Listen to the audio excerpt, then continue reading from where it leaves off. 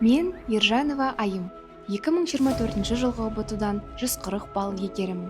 Қазіргі таңда СДУ университетінің бірінші курс студентімін. Екі шет тілі мамандығы бойынша білім алудамын. Университетке келгелі менің бір түсінгенім, адам еңбектенсе, міндетті түрде мақсатына жетеді. Әрбір маңдайдан төгілген тердің соңында нәтижесі болады. Мектеп бітіруші түлектерге айтқым келетіні, өз білімдеріңізге сеніңіздер. ұбытымен өмір аяқталмайды.